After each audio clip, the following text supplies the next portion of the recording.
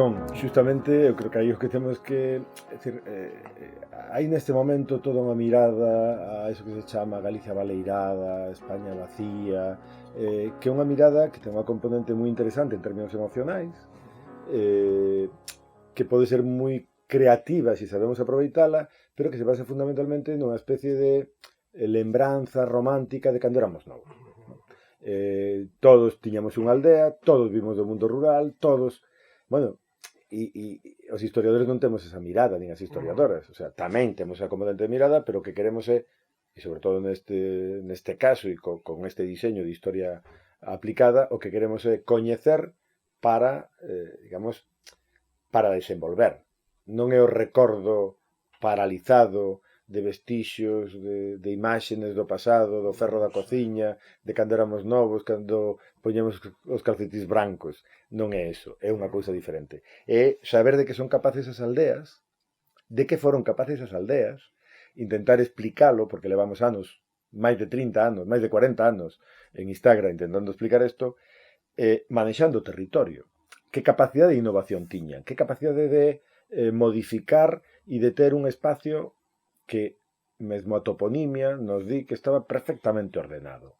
É certo que eran lógicas diferentes, é certo que eran tempos diferentes, é certo que había outro tipo de servicios, de demandas, de expectativas, todo eso é verdade, pero en términos ambientais e en términos de organizar o territorio e de manexalo, de aproveitar a súa enerxía, de que eso sexa sustentable e de traballar en términos orgánicos, o pasado é imbatible. E os restos dese pasado e o coñecemento dese pasado e o que aínda sabemos de como se facía é imbatible. É dicir, é evidente que aproveitar a forza dos ríos para producir enerxía sabíase facer. E facíase dunha forma moi coherente. En regatos, con muiños de aire, de vento e con muiños de maré. Bueno, pois eso... con novas tecnoloxías é reproducible a outra escala, non contaminante, sustentable. Bueno, pois igual que este exemplo sirve para explicar isto, se pensamos en como se manexa un territorio amplo, en vez de arder, ou de estar sin utilizar, ou de estar a bravo, como sería en Galicia, sino para sacarlle un produto, está habendo iniciativas, hai comunidades que o están facendo, teñen moitas dificultades e nós o que queremos é axudar nese camiño. Como? Pois para empezar demostrando que esas propias comunidades, esas aldeas, xa teñen no seu pasado e no seu coñecemento acumulado a capacidade para facelo. E que eso non é volver atrás, sino que é aproveitar o que se sabe.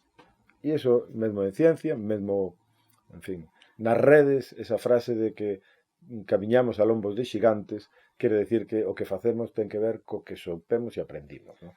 E iso que queremos traballar. E nese sentido tamén é importante como recuperar ou dignificar tamén todos esos saberes que foron esquecidos, ¿no? E de alguna maneira subalternizados en función de discursos hexemónicos, porque se facer un análise, ¿no? Como moi amplo, digamos, dese pasado, das grandes fendas que se dan co proceso de revolución verde e o franquismo, ¿no? Que racha un pouco con ese proceso máis orgánico, ¿no? Exacto. Digamos, nestes últimos tempos. Claro, pode explicarlo moito mellor David, que lo estudiou moi ben ademais, pero xustamente tamén darlle historicidade ao pasado. O pasado non é un tempo tradicional no que todo o que é anterior a hoxe é o tradicional. Non é verdade. O pasado ten un montón de etapas distintas onde suceden cousas que van nunha dirección, que logo cambian, hai fendas, hai rupturas, e rematar xustamente coa forma de manexo orgánico foi un proceso bastante agresivo.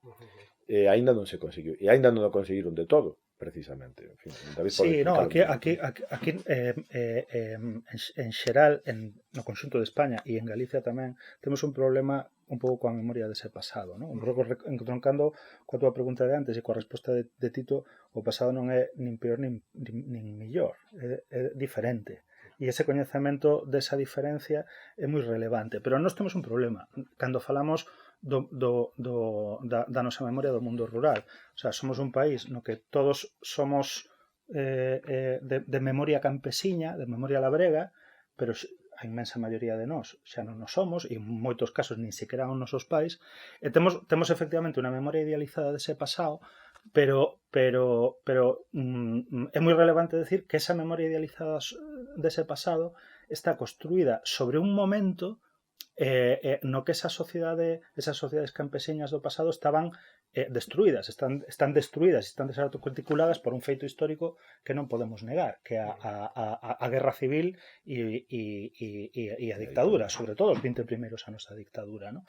Entonces, nos entendemos ou interpretamos como sociedade o que pasou nos últimos 30-40 anos dende un recordo dun rural que non era o rural do século XIX, nin era o rural dos primeiros 30 anos do século XX, onde había unas sinerxias entre as comunidades e o territorio, entre as familias e as comunidades que aportan un coñecemento moi relevante, non? E era unha sociedade moi productiva, era unha sociedade evidentemente con problemas, non se pode idealizar, pero unha sociedade, digamos, con unha capacidade moi relevante para xerar excedente económico, para xerar dinámicas de integración mercantil, en algunos casos moi importantes. O caso que vamos a estudar en Laíño é un exemplo evidente desto. É dicir, non se trata de sustituir unha memoria negativa por unha memoria idealizada, se trata de historizar, é dicir, de situar as transformacións e os cambios e os procesos na súa xusta medida.